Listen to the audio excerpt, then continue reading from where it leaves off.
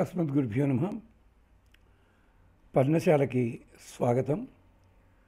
భిక్షు సూక్తంలోనే ఒకటి team spirit, నీకు locus వేరైనా ఫోకస్ ఒకటే అయినప్పుడు ఇది సాధించాలి అనే ఉత్సాహాన్ని సంపాదించడం కోసం ఎప్పుడూ నిరాశపడవద్దు, ఆశతోటే ఉండు, ఉత్సాహంగా ముందుకెళ్ళు అని చెప్పడానికి ఒక తమాషా సూక్తం.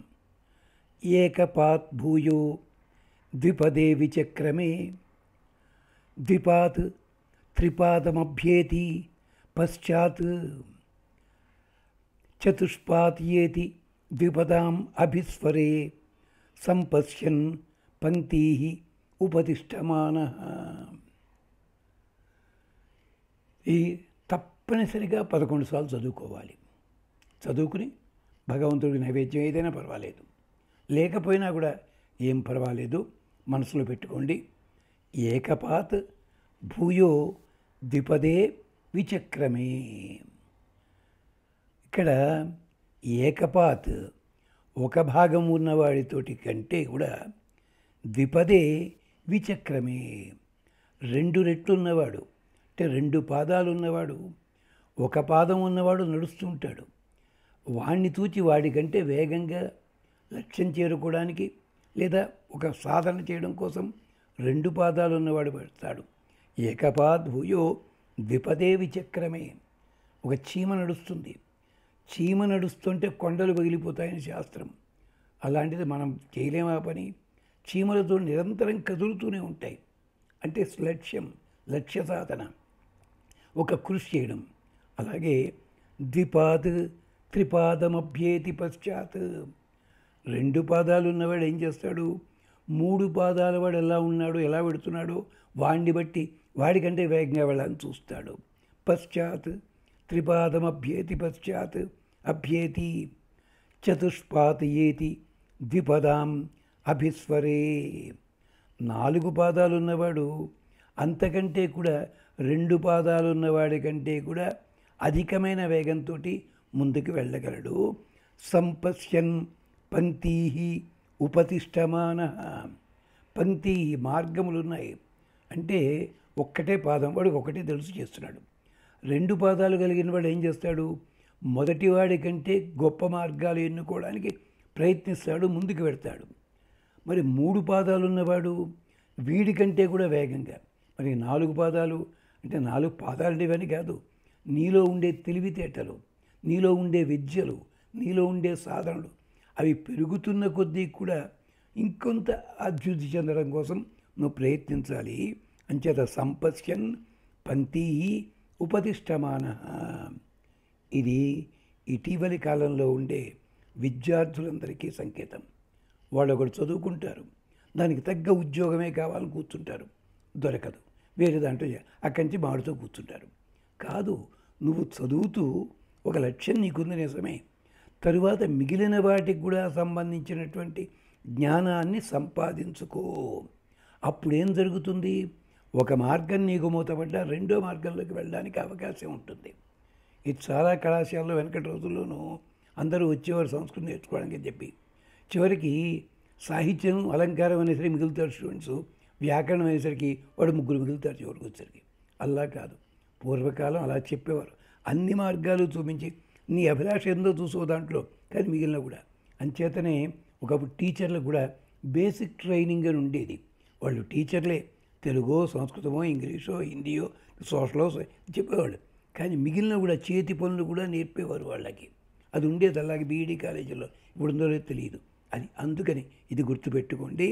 ఏకపాత్ భూయో ద్విపదే విచక్రమే ద్విపాత్ త్రిపాదమభ్యేతి పశ్చాత్ చతుష్పాత్ ఏది ద్విపదాం అభిస్వరే సంపశ్యన్ పంక్తీ ఉపతిష్టమాన. నేను కేవలం ఇదే పట్టు కూర్చుంటాను అంటే అవకాశం దొరక్కపోవచ్చుగాక నీకు, అది గుర్తుపెట్టుకో. ఇది విశేషం. ఇది కూడా భిక్షు సూక్తంలోదే. అంతేకాదు, అసలు మన శరీరమే అలాంటిదిరా బాబు. ఎంచేత శరీరంలో ఉండే అంగములన్నీ కూడా ఒక్కలాగే ఉంటాయా? ఉండవు, తేడా ఉంటుంది. కానీ ప్రతి ఒక్క అంగము కూడా ప్రత్యేకమైన ఫలితం ఉంటుంది, ప్రత్యేకమైన పని ఉంటుంది. సమౌచిద్దస్తే న సమం వివిష్ట.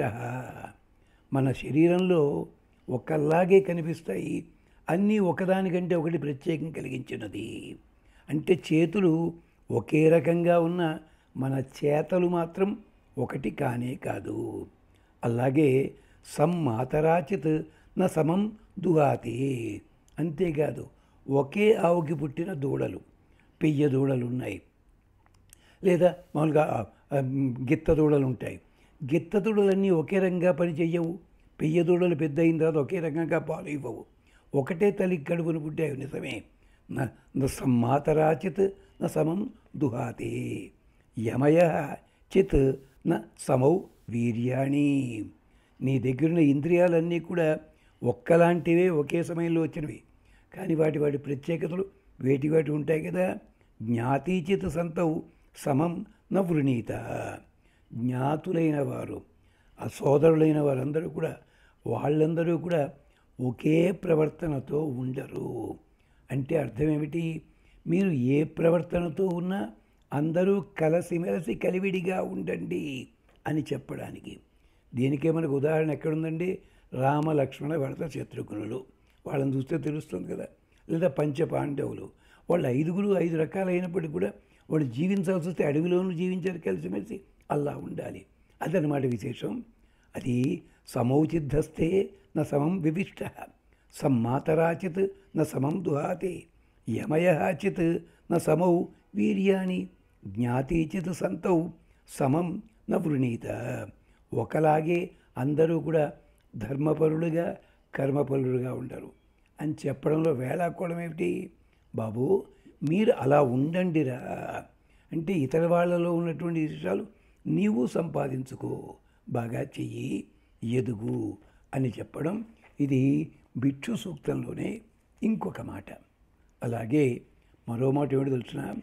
మన కుటుంబ సభ్యులందరూ కూడా కలసిమెలసి ఉండాలని కోరుకుంటే ఈ మంత్రాన్ని తప్పనిసరిగా రోజుకి 27 సార్లు జపించండి. పాలల్లో కాస్త నెయ్యి, కాస్త తేనె వేసి కలిపి నివేదన చేయండి. పాలలో తేనె కలుస్తుంది, నెయ్యి కూడా కలుస్తుంది, కాస్త పంచదార బెల్లం కానీ వేయండి, చాలా రుచి కలుగుతుంది. ఇది విశేషం. ఇది రామపట్టాభిషేకం చిత్రం, అది సన్నిధి పెట్టుకుని ఎదురుకుండా దీపాన్ని పెట్టి చెయ్యండి. సహృదయం సౌమనస్యం అవిద్వేషం కృణోమి అన్యోన్యం అభిహర్యత వత్సం జాతమివ అగ్నియా. ఇదొక మంత్రం. ఏమిటది? సహృదయం, మా హృదయాలన్నీ ఒకటి కావాలి. సౌమనస్యం, మనస్సులు కూడా ఒకటి కావాలి. అవిద్వేషం కృణోమి, ఒకళ్ళనొకళ్ళు విద్వేషం పెట్టుకోము, విద్వేషాలు లేకుండా బతకాలి. అన్యోన్యం అభిహర్యత, ఒకదానితోటి కలిసిమెలిసి ఉండండి. ఎలాగా? వత్సం జాతమివ అగ్నియ. ఆవుకి ఒక దూడ పుట్టింది, తర్వాత ఇంకో దూడ. ఈ దూడ ఆ దూడను పొడిచి చంపదు కదా. అది దీనికే జమదగ్ని గారిని ఒకప్పుడు కథలు రాసేవారు. ఆయన రాస్తారు చిలక గోరింక అని, ఈ ఆవుల మీద కథ రాశారు ఆయన అద్భుతంగా. అది 1950 ప్రాంతాల్లో. ఇక ఇదే భావం తీసుకుని ఆయన కథగా రాశారు. సహృదయం సౌమనస్యం అవిద్వేషం కృణోమి అన్యోన్యం అభిహర్యత వత్సం జాతమివ అగ్నియ. ఇది సమ్మనస్య సూక్తం అని చెప్పి అధర్వణ వేదంలోది. ఇది కోసం. అంతేకాదు, మా భ్రాతరం ద్విషత్, మా స్వసారం ఉత స్వసా సంయంచ సవ్రత భూత్వా వాచం వదత భద్రయ. ఇది కూడా కుటుంబానికి.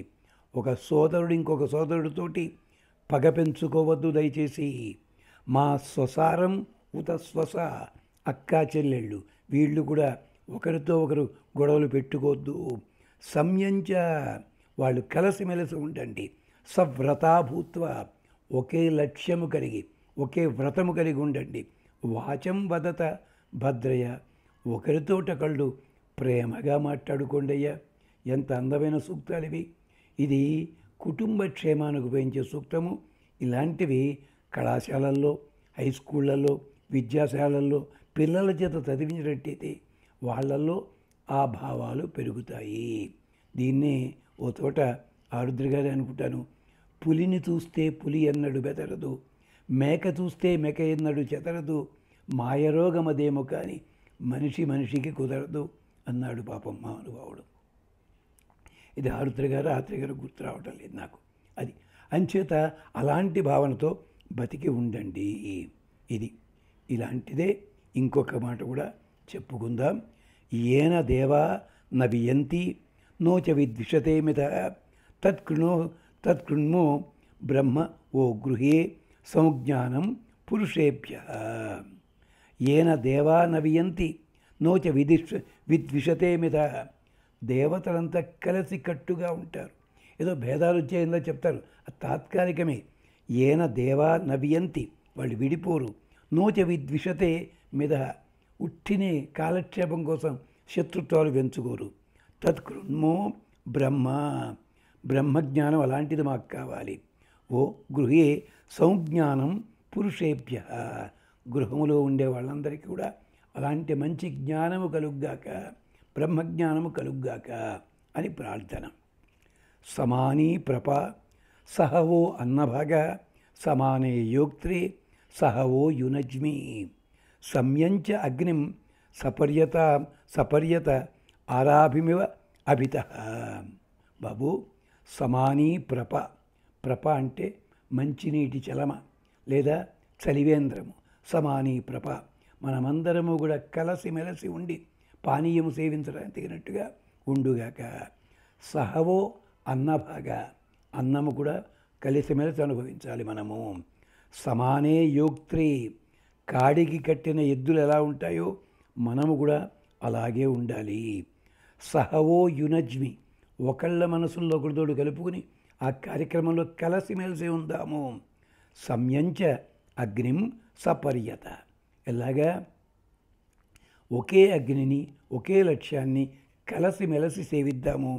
ఆరాభిమివ అభిత, ఒక చక్రములో ఉండే ఆ ఆకులు ఉంటాయి చూచారా, అన్ని విడివిడి ఆకులే, విడివిడి దిక్కుల్లో ఉంటాయి, విడివిడి డైరెక్షన్స్లో ఉంటాయి, కానీ మొత్తం అన్నీ కలిసి చక్రాన్ని కాపాడుతున్నాయి, నడిపిస్తున్నాయి. మన వల్ల ఉండాలి. మళ్ళీ ఒక్కసారి ఆ మంత్రం చూడండి. సమానీ ప్రప సహవో అన్నభాగ సమానే యోక్త్రే సహవో యునజ్మి సంయంచ అగ్నిం సపర్యత ఆరాభివ అభిత. భవన్స్ జర్నల్ అని ఒకప్పుడు వచ్చేది. దాంట్లో ప్రతి ఎడిటోరియల్ దానికంటే ముందు ఈ ఒక వేదమంత్రం వేస్తుండేవారు, సూక్తాలు వేస్తుండేవారు. అలాంటివి మనం చదవడం మర్చిపోయాం. ఇప్పుడు యూట్యూబ్లో ఇవన్నీ వచ్చేవారు, ప్రతి వాళ్ళు కూడా నేనే పెడుతున్నట్టుగా సూక్తులు పెడుతుంటారు. మరి ఎంతవరకు పాటిస్తున్నారో తెలియదు, కానీ ఇది అందరికీ అందిద్దామనే ప్రయత్నంతో చేస్తున్నాం. స్వస్తి, మళ్ళీ కలుసుకుందాం.